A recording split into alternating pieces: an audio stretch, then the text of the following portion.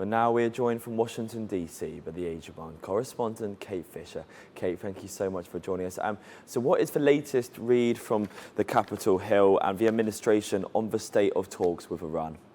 Well, clearly aggression has been ramped up. This is the ninth consecutive night that the US has conducted airstrikes on Iran, and not just on those coastal targets around the Strait of Hormuz, but on some infrastructure as well, including bridges and water plants. But nonetheless, both the US and Iranians are saying that there is room still for diplomacy to happen.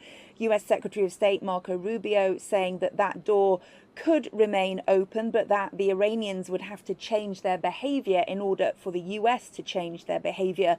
And the Iranian foreign minister saying that in recent days, the diplomatic apparatus has been active, suggesting that mediators have been in touch and things are still live when it comes to diplomacy. But at the same time, we have this kind of ramped up aggression between the two sides. And we now have 3 more US service members killed since Friday, with a 4th missing.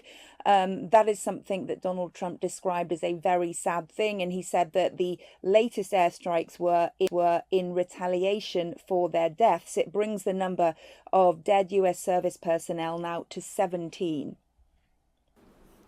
And Kate, how much appetite is there in Washington for further military escalation over the pressure to de-escalate and let Pakistan and Qatar mediation efforts continue?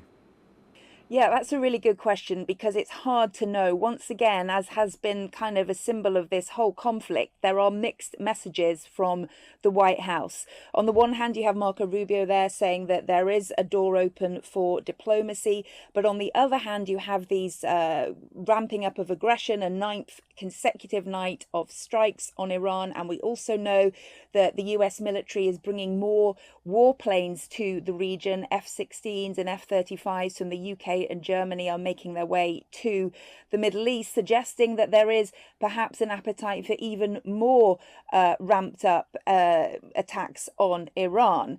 At the same time, I think the US, Donald Trump doesn't have a huge appetite for this extra military intervention. He knows how unpopular this war is here in the US. Today, there was a poll out from the Washington Post and Ipsos saying that only 29% of Americans approve of the way that Donald Trump is handling this war. He knows he has elections coming up in November, not for him, but for members of the Republican Party, for lawmakers. He knows those lawmakers are going to have to defend this war to their constituents, and that will be a concern for him. So I think he is hoping to find an off-ramp, but just at the moment, that doesn't seem to be a very easy thing to do, hence the threat of further military action at the same time. And Kate, are there any divisions emerging between the White House and Congress over how to handle Iran going forwards?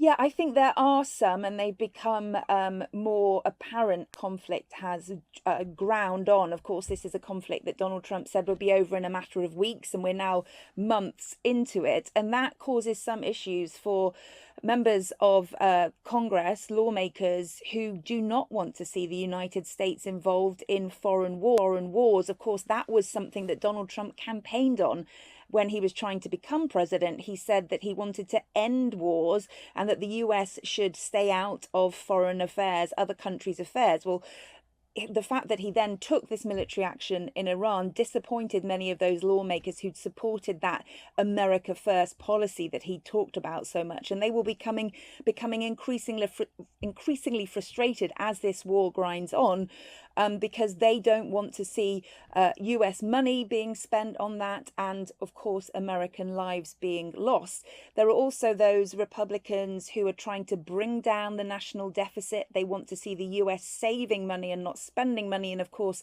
this war is incredibly expensive, and the longer it goes on, the more money it's going to cost. So I do think there are concerns from some lawmakers about this war, and that will become more apparent the closer we get to these midterm elections in November, when they have to try to persuade these constituents to vote for them, even though most Americans are not in support of this military action. Thank you so much for your time. Really appreciate it.